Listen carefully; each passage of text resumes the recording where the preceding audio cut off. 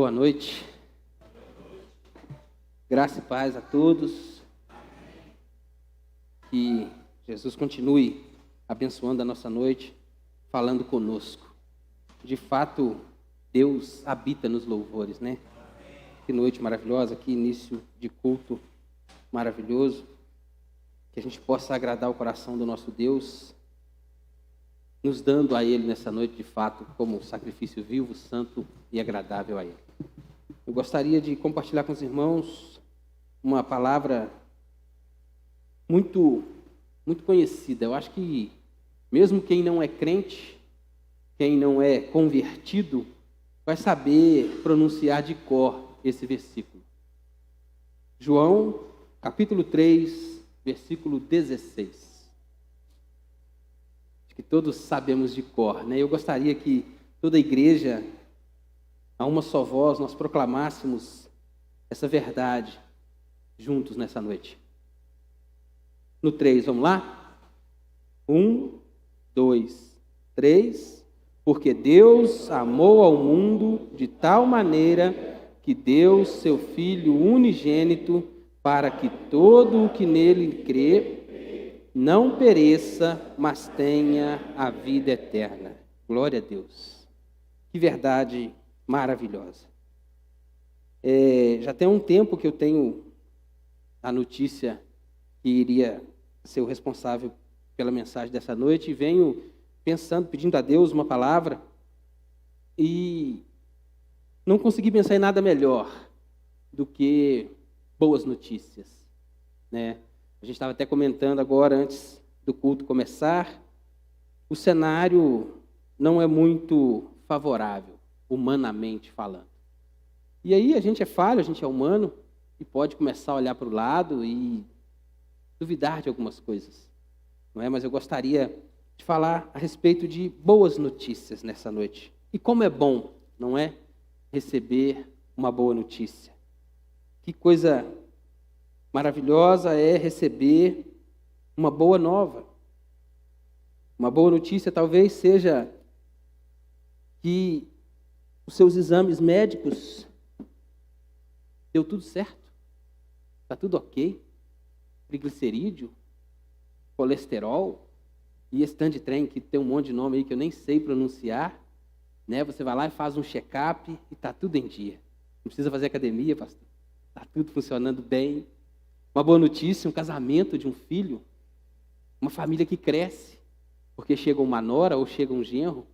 Uma boa notícia pode ser um emprego novo, passou na faculdade, recebeu uma herança, ou sei lá, ganhou um processo que há algum tempo vem se arrastando na justiça. Boas notícias. Mas não tem notícia melhor do que essa que nós acabamos de pronunciar.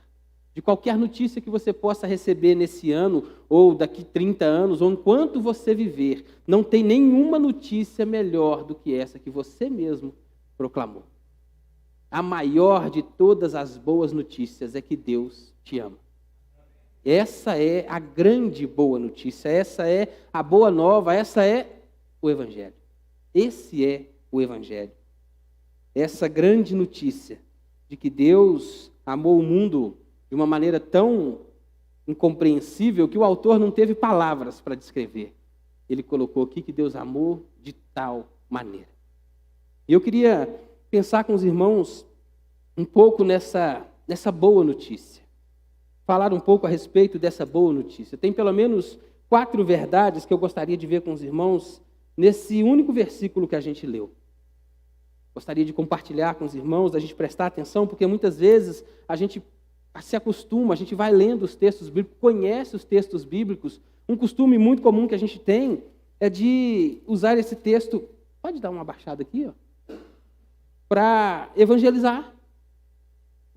Para evangelização, a gente usa isso para falar para aquele que a gente considera alvo do amor de Deus, aquele que ainda não foi alcançado pelo amor de Deus, a gente usa esse versículo para falar de Deus.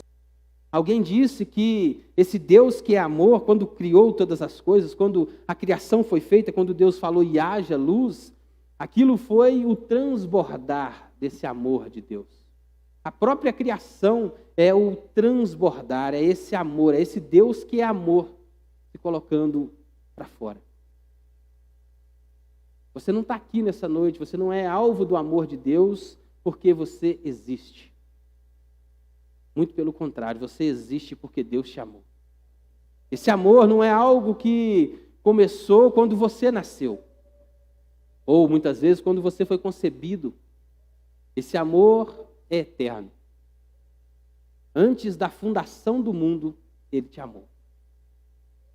E não põe condições para esse amor, Ele não impõe limites para esse amor, não impõe localização para esse amor, geografia nenhuma impede que Ele te ame, condição social nenhuma impede que Ele te ame. Deus te ama. Essa é a grande verdade. A grande boa notícia. Deus amou. O Deus que é amor criou todas as coisas por causa desse amor. E você é objeto desse amor. Isso é maravilhoso de pensar. Isso é a coisa mais linda de se ouvir nos nossos dias em que tudo está tudo tão difícil, complicado.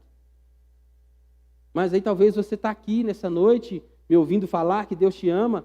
Você está pela internet me ouvindo falar que Deus te ama, mas você procura, olha para a sua vida e está apertado. Está difícil. A situação está complicada, a família está bagunçada.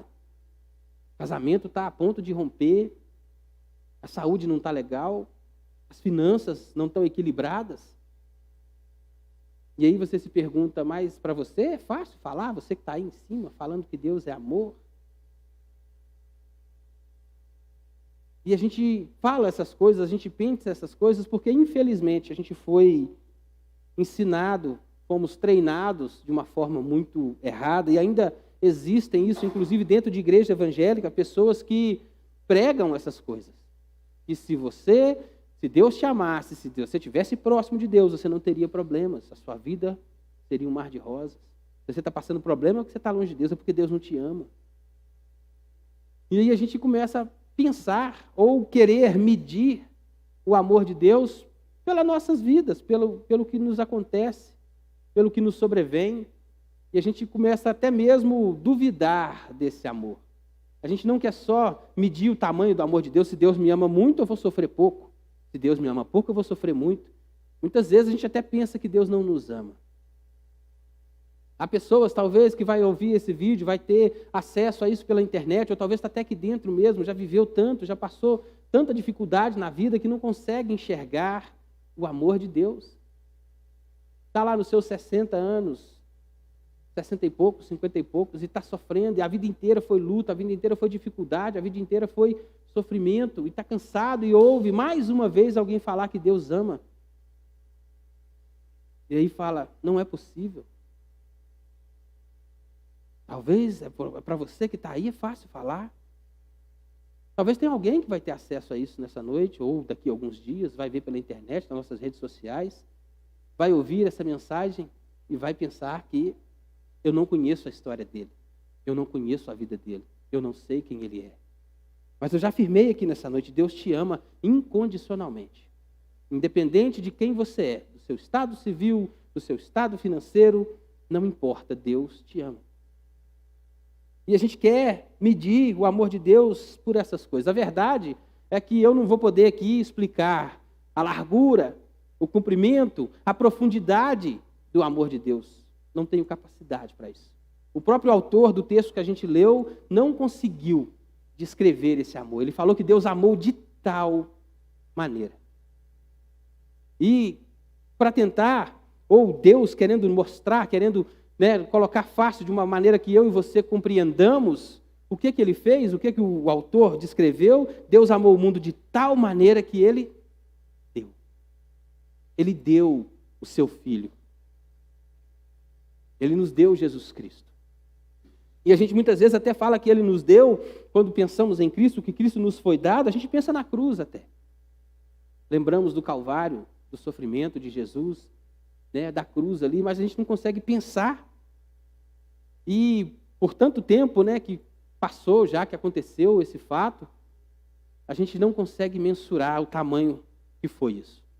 O profeta Isaías, quando ele fala dessa doação de Jesus, no capítulo 53, no versículo 5, ele diz assim: mas ele foi traspassado pelas nossas transgressões e moído pelas nossas iniquidades.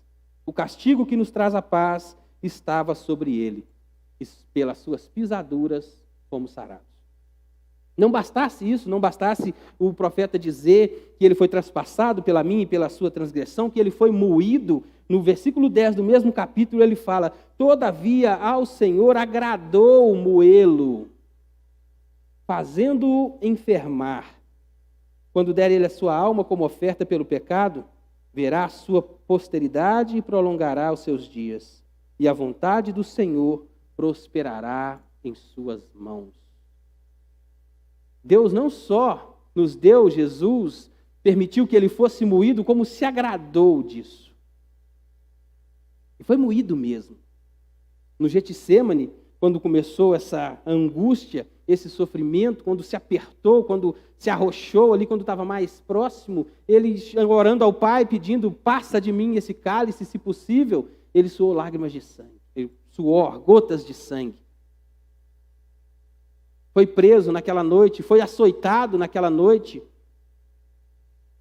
sangrou como ninguém, porque as glândulas estavam ali superativas, que estava suando gotas de sangue. Imagina uma chicotada em alguém que estava suando sangue. O sangue jorrou, saiu pele das suas costas, músculos ficaram expostos. Não bastasse, pegaram uma coroa de espinho, colocaram em sua cabeça, bateram nele, e há pessoas que afirmam que aqueles espinhos ultrapassaram o crânio do nosso Salvador. Mas não foi bom, não foi o suficiente, cuspiram nele, riram dele, colocaram sobre ele uma cruz para carregar, e o corpo já enfermo, como o profeta nos diz, já febril, desmaia enquanto carregava aquela cruz. O Senhor providenciou alguém para ajudá-lo, foi levado ao Calvário, colocado naquela cruz. Imagina aquelas costas sangrando, os músculos, tendões, nervos expostos, aquela madeira, ele foi pregado ali por mim e por você. Foi assim que ele foi moído. E ele não abriu a boca. Essa foi a verdade. Foi assim que ele foi nos dado. Foi dessa forma que ele foi nos dado. Se só pensar no Getsêmani, do Getsêmani ao Calvário, já esse sofrimento todo, a gente consegue perceber a dor. Nenhum ser humano suportaria. Mas a dor dele começou muito antes. O Deus, o Verbo, se fez carne. Ele se encarnou. E quando foi concebido, logo na sua concepção, ele foi rejeitado. José queria fugir. Deixar Maria sozinha. Quando ele nasceu, ele foi perseguido, teve que ir para o Egito, porque queriam matá-lo. A sua própria família, os seus próprios irmãos diziam que ele era louco. Ele foi rejeitado, o mais rejeitado dentre os homens. E aí, quando você parar e duvidar que Deus te ama, ou quiser medir esse amor, pensa nisso. Essa é a medida do amor de Deus. Essa é a prova incontestável de que Deus te ama. Te amou e continua te amando, porque o sacrifício dele foi suficiente, é suficiente e será suficiente até que ele volte. Não precisa de mais nada, ele é suficiente. Ele não carregou os nossos pecados simplesmente, ele foi feito pecado naquela cruz. O próprio Pai se desligou dele, essa era a angústia que ele tanto tinha quando orava no Getsêmani. Ele falou: Deus meu, por que me abandonaste? E a gente buscando provas desse amor. A gente querendo medir esse amor. Mas tem mais, isso foi feito não por mim e você, agora que somos crentes. Não é porque eu estou dentro da igreja que ele fez isso, não é porque eu estou aqui pregando que ele fez isso. Muito pelo contrário, o apóstolo Paulo fala que ele deu o seu filho por nós, sendo nós ainda pecadores. estando nós mortos nos nossos delitos e pecados. Não foi por ninguém fofo, bonitinho, cheirosinho. Tem uma cena no filme Quem Quer Ser um Milionário, que sempre que eu penso nisso, eu me lembro daquela cena. Na cena, muito precário ali na Índia, o rapaz corre para ir para o banheiro e de repente ele vai no banheiro, o fundo do banheiro se solta e ele cai dentro de uma fossa. Alguém sabe, todo mundo que sabe que é uma fossa, né? E primeiro ele emerge, desce até o fundo, volta, coberto, e está até aqui. E alguém vai ali e resgata ele. Quando eu penso o que Cristo fez, foi por mim, eu estava ali, eu era aquele cara naquela fossa. E ele não teve nojinho, não, ele não tampou o nariz, ele não fez cara de nojo, não. Ele foi lá, pegou pela mão, me tirou dali, me colocou sobre uma rocha, me lavou com a água mineral mais pura que existe. Me deu de beber dessa mesma água, me firmou os passos, me fez caminhar seguro. Ele não teve nojo, ele não olhou para mim com desprezo. Ele foi ao meu encontro quando todos iriam fugir. Foi isso que Deus fez, quando agradou moer o seu próprio filho, por mim e por você. Foi por nós, quando nós ainda éramos pecadores. Talvez você está aí e não compreende por que a gente é crente e ainda fala que somos pecadores, que a gente ainda erra, que a gente ainda falha. É porque nós não vamos alcançar jamais a estatura de Cristo, ao menos quando Ele voltar. E você talvez se envergonhe, tem vergonha de vir para a igreja, de procurar o Senhor, de se render, porque acha que eu não mereço. Eu vou parar com tal vício primeiro, vou parar com tal atitude primeiro, vou deixar de fazer isso primeiro. É agora que Ele te chama. Vem como está. Ele não tem nojo de você. Ele conhece o seu cheiro, o cheiro do seu pecado. Mas ainda assim, Ele quer te salvar. Ele quer te dar a mão. E a gente está ali muitas vezes naquela fossa, se debate, tentando afundar ainda mais, quando a mão está estendida para te salvar.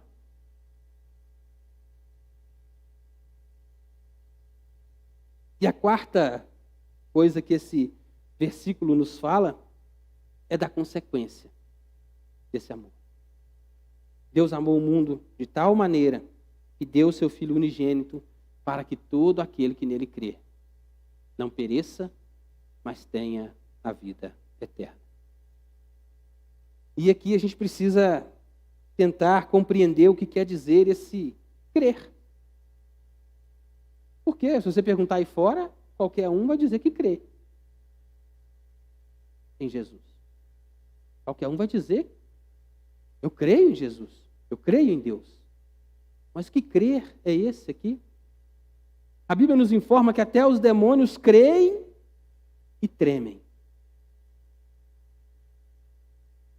O que é crer? Se é para salvação? Se basta crer? Não é? Pela graça sois salvos mediante a fé. A fé que salva. Esse crer aqui, meu irmão, não é simplesmente saber. Eu sei que Jesus Cristo me ama. Eu sei que Deus me ama. Eu sei o Deus que é o Deus criador, que é o Deus soberano, que é o Deus onipotente, onisciente, onipresente. Eu sei que o alvo do amor dele sou eu. Eu sei que Cristo foi dado por mim na cruz. Isso os demônios sabem e tremem, porque sabem que se isso tudo aconteceu, quando ele voltar, ele vai voltar em glória, e o que resta para eles é o inferno. O que é crer, então? E tem tanta gente, muitas vezes, dentro das igrejas, de domingo a domingo, no culto ali, marca o ponto religiosamente, está ali na igreja e ainda não encontrou, não sabe o que é esse crer. Crer, meu amigo, meu irmão, meu amado, meu querido, é aceitar isso. É tomar posse dessa verdade. Não é só saber que ela existe, mas é de fato acreditar que foi por você. É aceitar, é abrir o coração e falar: Deus, eu aceito o seu amor. Deus, eu quero sair dessa fossa, eu quero estender a mão. Senhor, eu sei que é verdade. E se você não consegue por si mesmo, e é impossível por nós mesmos, pede a Ele esse dom da fé. Clama a Ele por esse dom da fé. Senhor, eu quero crer em Jesus, mas eu não sei como. Lembra Cristo quando estava orando lá no Monte da Transfiguração e ele desceu, tinha ali um pai desesperado porque o filho estava endemoniado e os fariseus não conseguiam libertar aquele menino, os discípulos de Jesus não conseguiam libertar aquele menino. Jesus chega para aquele pai e pergunta: você crê? O pai vira e fala: eu creio, mas me ajuda na minha falta de fé. Talvez o que te falta é essa oração. Me ajuda na minha falta de fé. E Hernandes Dias Lopes diz que essa é a mais urgente de todas as notícias. Você e eu precisamos crer nisso de uma forma cabal. Crer com todas as nossas forças, com todo o nosso entendimento, com todo o nosso coração. Crer com toda a nossa vida, com todo o nosso vigor, com toda a nossa consciência, com toda a nossa alma. Precisamos crer e aceitar esse sacrifício de Jesus. Quando as pessoas falam, né, você aceitou Jesus, o que a gente muitas vezes está fazendo é isso. É proclamar, é aceitar, é se render a esse amor que é tão grande, que é tão maravilhoso, que é tão bonito, que é tão perfeito, que é eterno, que não vai se acabar, que garante a sua e a minha salvação. Eu queria só fazer uma única aplicação desse texto. Só uma.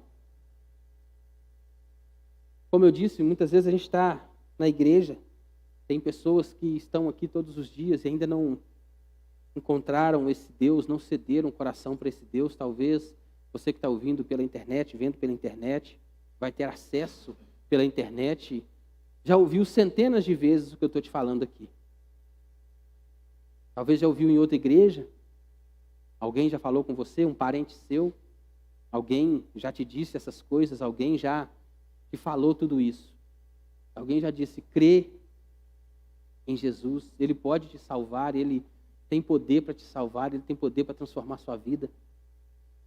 E você até hoje, nada, muitas vezes, talvez você é jovem ainda e está ali, tem tanta coisa para viver, tem tanta coisa para experimentar, né? Tem tanto que o mundo pode oferecer, tem tantos prazeres que eu posso ter acesso, tanta coisa que chama a atenção. Talvez eu quero construir uma carreira antes de me converter. Se eu for para a igreja agora, eu vou perder tempo, eu preciso estudar, eu preciso trabalhar, eu preciso isso, eu preciso aquilo. Talvez você já está de idade e veio se arrastando esse tempo inteiro, ouvindo essas coisas, e não consegue, não abraça essa verdade, não aceita essa verdade. Talvez até dá algo lá no coração e você não cede. Aí você fica assim: amanhã, talvez amanhã. Não, agora eu me formei, eu preciso trabalhar. Não vou ter tempo para servir a Deus direito, né? Não, talvez eu estou jovem demais, ainda estou muito novo, ainda vou ter muito tempo. Ou talvez você já está no fim da vida e está: poxa, eu vivi tanto para mim, eu neguei tanto esse chamado, eu já não quis tanto, por que agora, depois de velho? Por que agora? Hebreus capítulo 3, no versículo 15 diz assim: enquanto se diz, hoje, se ouvirdes a sua voz, não endureçais o vosso coração, como foi na provocação. Hoje, talvez Deus está falando com você hoje, onde quer que você esteja. Talvez o Senhor esteja tocando o seu coração hoje, independente da sua idade, independente de quem você é, independente do que você faz, independente do que você tenha feito. Talvez você pode ser até um satanista que está aí ouvindo isso pela internet, e Deus tocou no seu coração hoje. É para você.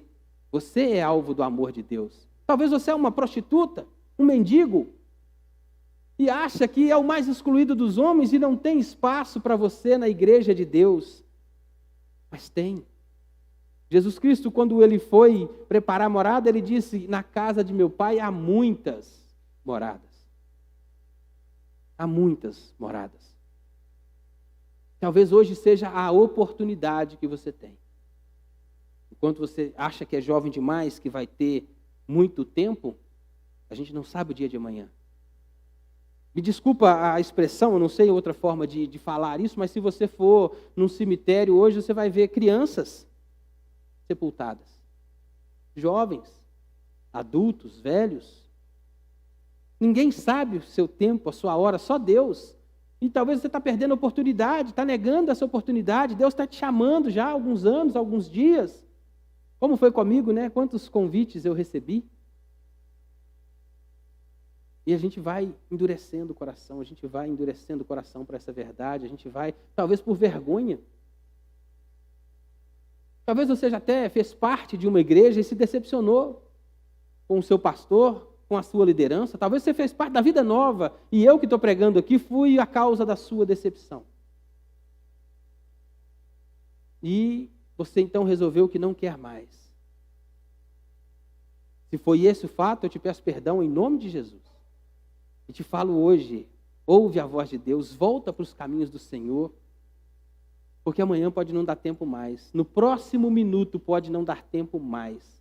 Pode não ser capaz mais de atender esse chamado.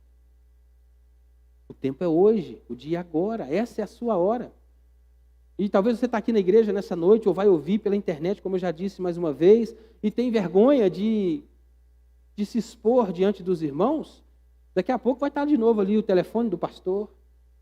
Você pode ligar para ele, pode conversar com ele. No particular, fala: pastor, eu acho que eu entendi dessa vez. Me ajuda, o que eu faço? Como é que eu faço? Pastor, estou magoado com fulano, com Beltrano na igreja, não consigo quebrar isso, não consigo voltar para a igreja, o que eu faço? Como é que eu faço? Não vou fazer nenhum clamor aqui, nenhum apelo aqui para não te constranger. Mas Deus te chama hoje. Você talvez está pela internet aí, não vai ter como chegar à vida nova, não está perto da gente aqui, está aí, não sei aonde, em algum lugar do Brasil, do mundo. Mas eu tenho certeza que se Deus tocar o seu coração nessa noite, Ele vai te levar ao lugar onde você vai poder congregar, onde você vai poder publicar a sua fé, onde você vai poder abraçar essa fé e caminhar junto com Cristo. É hoje que Deus te chama. Não perde essa oportunidade, não deixa passar mais essa oportunidade, mais esse dia, mais esse momento. Ô, meu querido, pensa aí, o Deus que te ama. Olha só quem foi. Olha o tamanho da prova do amor desse Deus por você.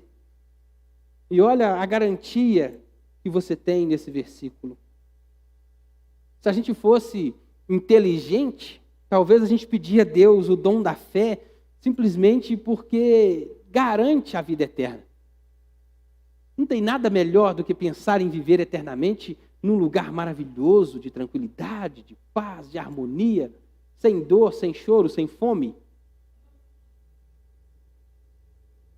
Talvez se a gente fosse inteligente, a gente clamava a Deus essa fé por isso. Talvez fosse essa a razão da gente pedir a Deus essa fé, porque tem uma garantia nesse versículo: todo aquele que nele crê não vai perecer, vai viver eternamente.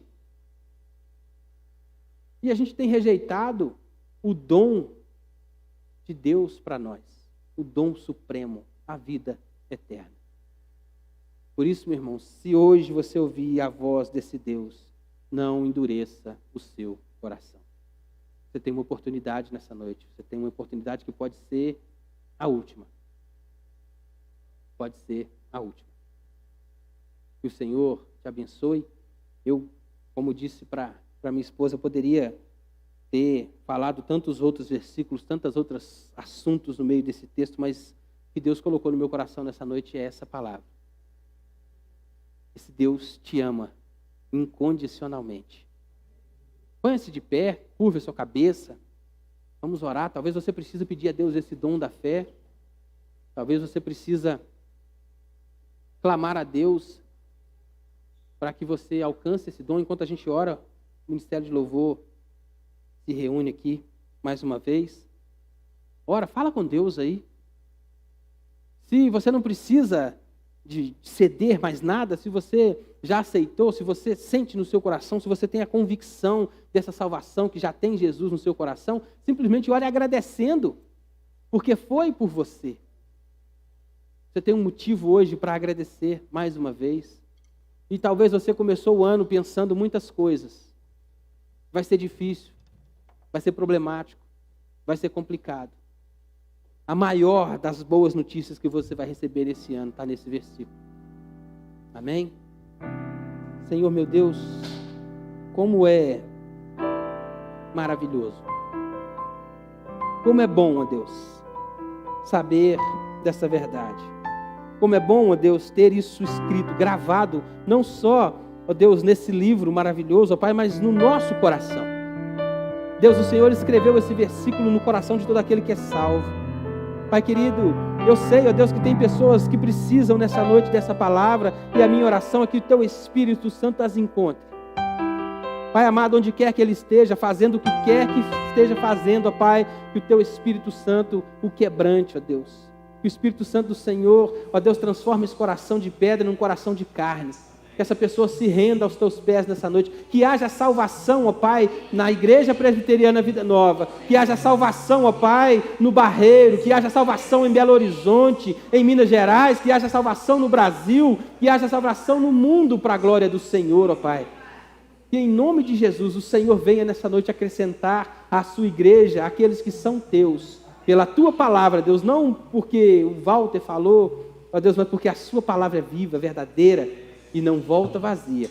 Ó Deus, o nosso coração se enche de gratidão. Eu oro agradecido ao Senhor, ó Pai, porque foi o Senhor mesmo que me alcançou, porque foi o Senhor mesmo que me deu essa verdade, porque hoje eu creio, meu Deus, em tudo isso que eu falei aqui.